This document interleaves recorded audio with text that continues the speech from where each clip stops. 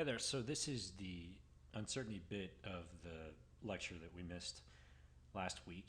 I just want to run through the slides, important points from the book that I thought were worth highlighting. This is not everything in the book, but just the stuff that we should be getting through.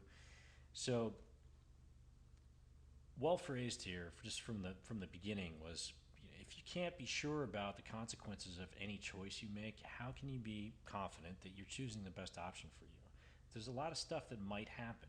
There's the weather. There's being assigned to the right supervisor. There's layoffs. There's economic effects. All of these future things that could possibly happen, and we want to know how to structure our problems in a way that are going to inform us on what we should be doing and how we should be doing it. So, what this section is all about is how to think better about multiple futures. So, what are you going to do? The first thing we're going to focus on, there's 5 uncertainty proofs, ways to make sure that each alternative you're selecting or looking at all of your alternatives as a whole, that you can do some things and take active action to get more information so that you're structuring what is uncertain in a better way. Later we'll get into an example of a sensitivity analysis using an actual spreadsheet, so it's a very cool tool. And then in a different video, we'll take a look at maximizing expected value and just figuring out how to calculate expected value in different scenarios where you're dealing with uncertainty. So in one example, we've got a court case where you've got rear-ended and you're in a car accident. And another example, just showing how to integrate your personal values into the choice and dealing with uncertainty as well. We have an event where we've narrowed down our options to selecting to have this event on a mountaintop or a hotel, and we're hopeful that it will make a bit of sense. So the first bit here is just we need to be aware that different things could be happening here, and it requires effort to doubt ourselves. We're very confident in our own beliefs. That's just who we are.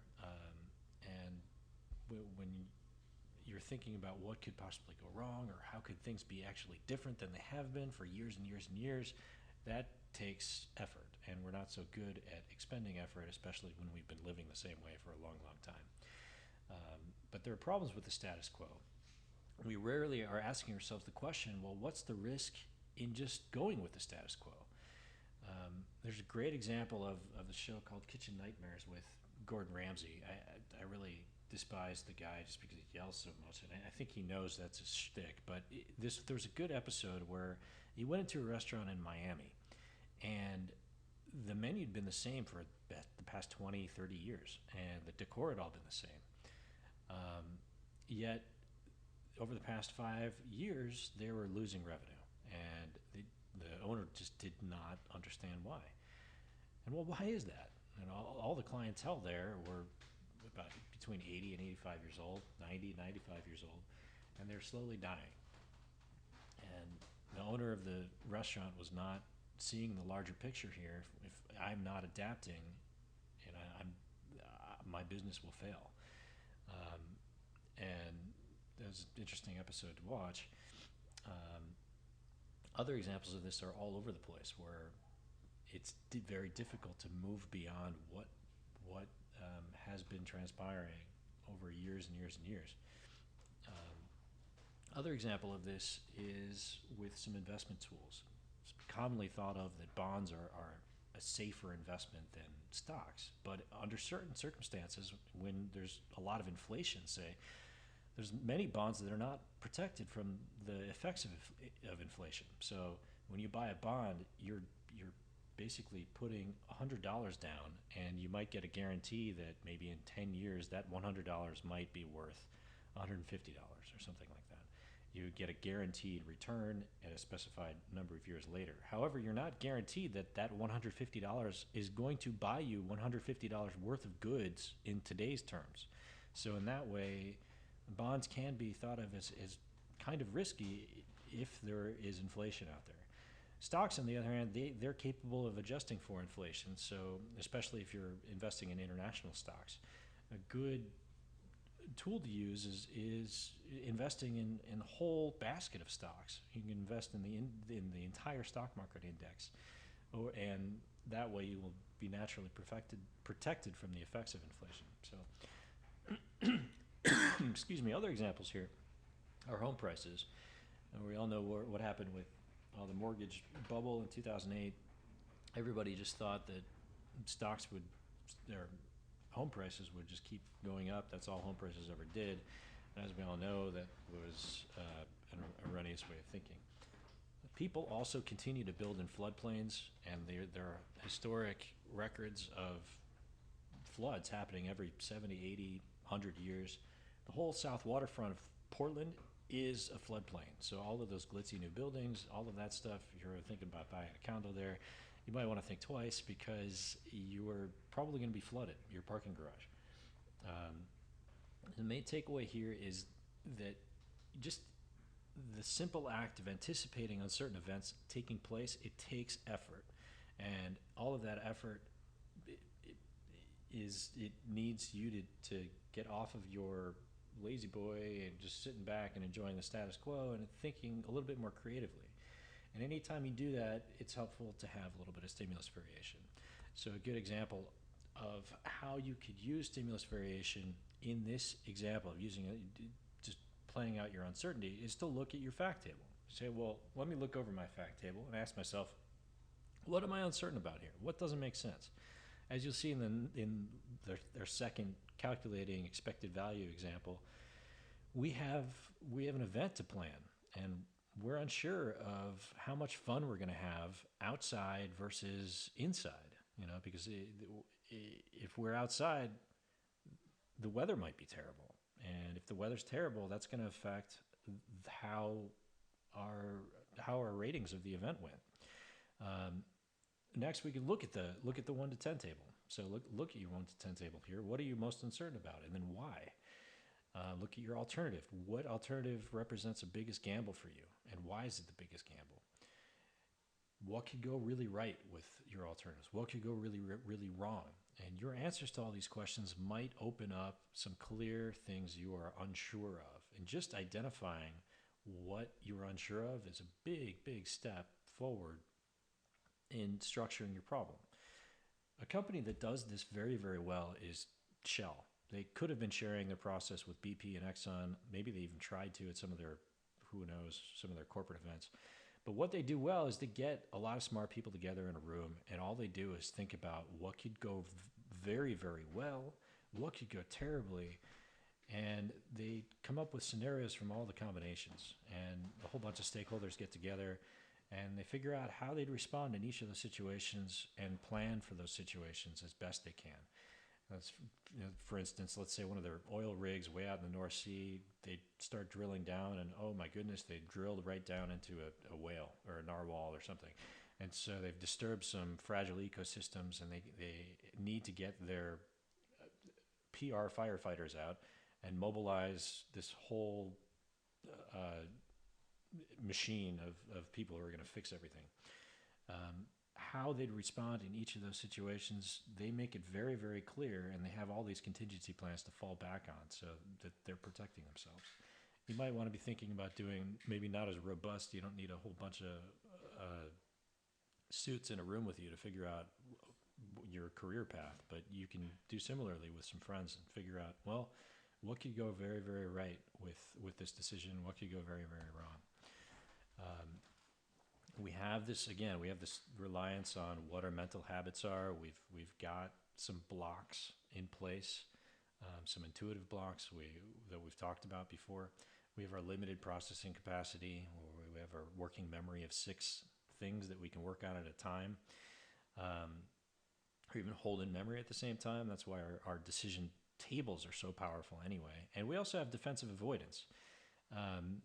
So anytime maybe you were bring up to a friend, well, hey, what if, I'm glad that you're so jazzed about joining this band, but what if the drummer is really a jerk and he just blows the whole band up? And you say something like that to a friend of yours, and be like, knock it off, Skylar. I just want to join this band. And there you're dealing with some excessive emotionality, and you know that you're looking at red flags there. So, countermeasures there. Focus. Lastly, on the last point is the most important, which we'll focus on here is just falling back on the process of making a good choice. And so, going through this uncertainty process, modeling it, also making sure that you're emotionally clear from the problem. You can put it in someone else's shoes. We're in a good space to continue here. Well, let's talk about regret. I love this photo. You know, those were the droids I was looking for. Um, we experience regret after the decision is made. If you want to completely eliminate regret from your life, what a wonderful thing, right? You can do it. All you need to do is focus on all the information that you know at the time you're making a choice, especially if you know it's a semi important choice. Write everything down, all the information that you do know, and then tell yourself again, we'll have steps for this right here. Remind yourself what you knew at the time you're making the decision and prepare yourself to live with the worst case scenario before you make the decision, not after you make the decision. And if you do that, you're not going to be experiencing these intense feelings of regret once something terrible happens. We also have this hindsight bias here, which is our general belief that it's like, oh, I should have seen that this was going to transpire, and it did transpire. Clearly, if I had just taken an easy view at this, it would have been so clear to see that that's what would have happened here. This is what happens with a lot of people who enjoy, for instance, looking at sporting events the next day and taking apart all the plays and saying, "Oh my goodness, you should have thrown out to this wide receiver. He was wide open. You just didn't see him, and we really should have run this other game plan." Well, it's good you're coming up with all this stuff now, but at the time that all of this was transpiring, you had a limited amount of information, and that's what you were going on at the time. So, good to keep that in mind. All right, so here we get to our 5 principles of uncertainty proofing. And we'll get to all of them here. The first one is control. So, by using control, this is where you are actively changing the environment.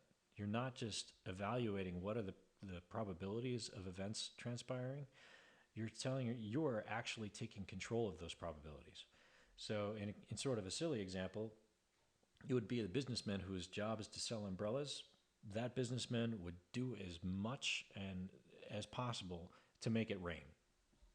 Is it possible to make it rain? Probably not that possible, but this person would shoot salt pellets at rain clouds to make it rain such that he could sell more umbrellas. Another example of this is using a test run for travel relationships, where let's say you're planning on traveling to India with an acquaintance, and you're going to be out in the middle of nowhere, and you want to make sure that you're having a good time with this person. So you might as well take a trip to Mount Hood first and go for a couple days just to make sure that you're having a good time. Instead of waiting for serendipity to strike, you can take the active role in joining some organization and doing some activities that you enjoy doing. Maybe if you're looking for a mate, instead of just waiting for the clock to strike, mate time, which may not ever happen. You could also start the job search early, let people know you're looking to get a job. We've talked about before creative ways to get jobs, making, you could pay your friends to employ you. That's a fun thing to think about. We'll come back to these 3 values a bit later as well, but anytime you're using control, you're expending effort. So you want to make sure that you're paying attention to the amount of time, the amount of money, and the risk to your own personal intangible feelings that this is going to cost you, because it might be a little bit too much. All right, so next we have getting information. So getting more information. You can wait to get information. You can seek out information. It's a classic example of a politician who waits to announce their candidacy. Now, if they wait, the advantage is there is that somebody else could really screw up, and then you could swoop in and say, "I'm the new candidate, and I know what I'm doing." Disadvantage is, though, is maybe somebody never screws up and your window of opportunity is now closed. So you want to be weighing the benefits of waiting against the costs of what that waiting looks like. You can seek out that information. So you could look around, ask for advice, do some research, try things out, like our retirement couple did in the book. They said, well, we want to see what it's going to be like to be retired at 65. And yeah, we're only 53 right now, but let's try being retired for a year and see if we like it or not. And as a result, well, they didn't really like their retirement out so well, and they'd done some planning to be employed until the bitter end. Um, Regardless, the question you want to be asking yourself is, well, when is the best time I should be making this choice? Third, we get our just keeping options open. I know this runs counter to what Barry Schwartz would argue for is making sure that we're closing some doors. But in this example, we want to keep some options open such that we can fall back on some things if the worst occurs. So what am I going to be doing if this doesn't work? You want to make sure that you have resources available. You've got reserves of people, you got reserves of money, you got reserves of time to figure out what you might be able to do. This is all about planning for contingencies. An example of this is I run a small business with a partner called Solar Power Rocks. We used to do business with this organization over here called Clean Power Finance. They were just not treating us very well. So my partner founded this other company over here called One Block Off the Grid. We were started doing business with One Block Off the Grid, but our contracting wasn't as good. We started negotiating with this other company over here called Cooler Planet. I said, hey guys, they became pretty interested in what we were able to offer. We got to contract phase with them, and we're working with this other organization over here. And right at contract phase, this other Clean Power Finance came back and said, okay, we're going to sweeten this deal up a whole ton for you. And they did, to the point where we couldn't say no. And we said, all right, Cooler Planet, we still have a good relationship with you. These guys have just offered us something we can't turn down, and they totally understood. And as it turned out, we were in business with them for Clean Power Finance for over 4 or 5 more months. But as it turned out, they still were just messing up, and we had to depart from working with them. But we had a nice fallback with Cooler Planet. We started working again with them, and over time, we had such a good relationship that these two had started to become much closer, and we now, the three of us, have a very strong relationship. So just a good example of keeping those doors open. Fourth is diversifying. So if you like some risk, you might consider making 20 risky investments instead of just one. That's another way just to be thinking of, well, yeah, of course, don't put all your eggs in one basket, but you can think of diversification outside of dollars as well. Think about emotional diversity. That involves the network of people and friends you have. So it's not you're not bottling things up. You're not just writing diaries based on how you're feeling, but you're actually communicating not just maybe with one person, not just with a counselor, but maybe some other. You're spreading out the reciprocity you might be able to get from what's going on in your life. Maybe there are studies of spousal death, such that when an older spouse dies, it's only a matter of time. Between months and years before the other spouse will die, and that's typically a result of one spouse relying so much on the other for a lot of life fulfillment. Which I'm not taking anything away from the amount of love shared from between these two people, but there's something to be said for spreading some of that emotion and worth around a little bit. And lastly, we're getting over to sharing risk. And I have an interest in organizational psychology, so this interest comes from there. But if you're in ever a position to lead, either a group of people or you're in an organization, it's always a great idea to take any opportunity you can at sharing the decision-making process. Well, if, oh my goodness, it goes terribly, no, it's not totally on you. So that's a good thing. But by sharing the process of making choices, other people's perceptions of you and the organization shoot up. And so they perceive the organization to be a just place to be. And that has a whole bunch of effects on the willingness for people to remain in the organization and be effectively committed to being there. These OCBs, it stands for organizational citizenship behaviors, so that's another bonus as well. Basically, what that means is people are more motivated to do things that are above and beyond the normal job descriptions in their roles. So here's where we're getting into the sensitivity analysis. So what is that? What does that look like? We have an example here of our boardroom. And typically, what happens in boardrooms is people argue about things, and sometimes they're important things to think about, but a lot of times people waste a ton of time sitting around tables like this arguing about little things that don't matter. And so if there's a difference that makes no difference, don't give it any more thought. And a good way to make sure that you're not wasting time thinking about stupid things that don't make any difference in your choices is by using a sensitivity analysis. And what a sensitivity analysis does is very similar to when you rent a car. When you rent a car from a car agency, one of the first things you might do, besides checking the mirrors and strapping in your seatbelt, is to floor it. You punch the gas to see how fast this car is going to pick up. And then you can understand, all right, here's the reaction time. Next thing you're going to do, you might turn really hard, you might brake, you might check the turning radius. So you max out the car. In a similar way, you're going to max out your 1 to 10 table. And what that does, it lets you understand what parts of your table are mattering more than others. And it guides your future work on the decision, and it lets you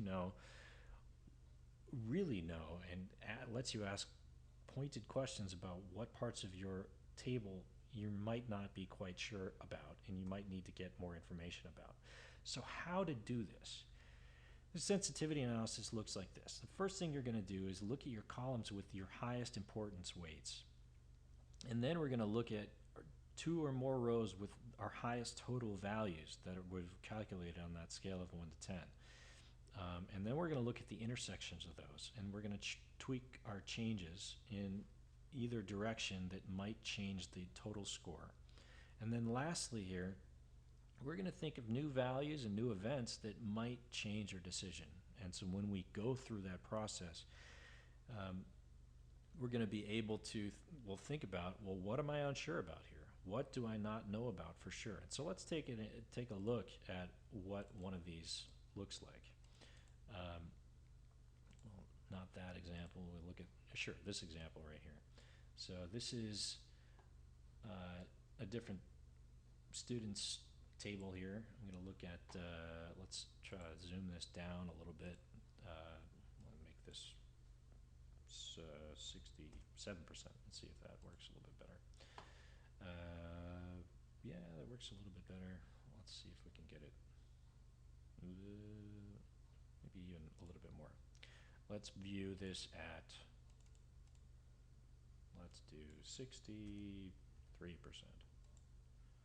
That was still not that great, but you can at least see the alternatives and the scores over there. So this is this person's 1 to 10 table. Up here we have our fact table. And so this person is trying to figure out what they're going to be doing over the next summer. And so our option number 1 here, travel to China. Over here, work full-time at their current job. Here they're working part-time, taking classes full-time, going on a road trip, and just hanging out with their friends. So and over here we have our extremes table. So this should look pretty familiar. But let's take a look at how to run a sensitivity analysis on this. So what we want to be doing is taking our highest rated scores here. So they're 5.9 there is our highest. And it's helpful to just highlight this a different color. And one easy way to do that is to actually make that a different color. So let's format the cells. Let's call them kind of like yellowish.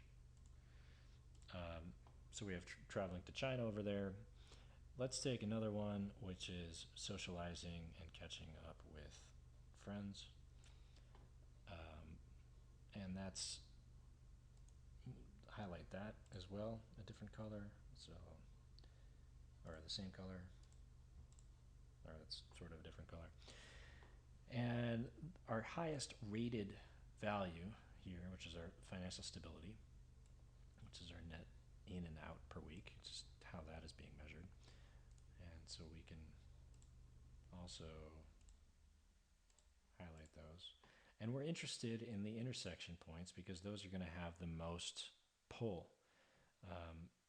This is just a quick way to do this if you're not looking over your 1 to 10 table and uncertain about each of these one by one. This is a fast way to get at the values that are going to change most your decision. So you might want to be thinking about this one as well. But for this example, we're taking two of our highest rated alternatives, our 5.5 over here and our 5.9, and we're taking a look at the intersections. So let's highlight those a different color as well, just to point them out. So we have got that one, and we've got this one right there. And all we're doing here is just like we're gunning the gas and just like we're hitting the brakes really hard, all we're doing here is say, well, our financial stability here, if I'm traveling to China, that's a 5. Well, what if that's actually a 4? Is that going to, my goodness, yeah, I changed the 5 to a 4, and that made our scores equal now. So just hanging out here in Portland next summer and catching up with friends is now equal to traveling to China, just if this was a 4. Now, what if this was a 3? If that's a 3, now that's not even the best option for us anymore. And if we look at what this 3 is on the extremes table, we say, well, a 3 is going to look a lot like this value right here, which is a 3, with going on a road trip, financial stability, and that's actually, that's negative $400. So we know that what is the likelihood that traveling to China could be, I'm out negative $400 per week? And of course, only this student can answer that question, but there might be a percent probability that that actually happens. And that probability might actually be pretty high. So before this was at a 5, so we were at 5.9. We can see classes here full-time. This should be a similar value here. So that 5 right there, classes full-time for dollars, that's, you're out $30 a week. So he is estimating that right now he's going to be out $30 a week by traveling to China. And I think I remember then the student was going to be living with family there. That's why he was not even out that much. And it's pretty affordable to travel to China. But what are the odds that he's actually going to be out $400? And under what circumstances could he be out $400 a week? Well, if we just pose it that way, well, what if he was not able to stay with his family? If he's not able to stay with his family, he could easily be out $400 a week. It might even be $500 a week. And in that case, this is becoming something like a 2. And this alternative is no longer looking all that good. But what you want to be getting to, the point you want to be getting to, is figuring out what could possibly happen to change those values either way. And same thing over here. You can add to this and say, well, how could I be even more financially stable if I'm socializing or catching up with friends? What am I now uncertain about? And so the goal here is to identify uncertainties and to figure out when your score could possibly change over here. And when and if it does change, you want to be thinking hard about the probabilities of those uncertain events taking place. And once we have those probabilities in place, then we can do a more full analysis, which we'll talk about later. In the next video here is we'll talk about decision trees. And so we'll start up with that one next. So that's decision trees and expected value. So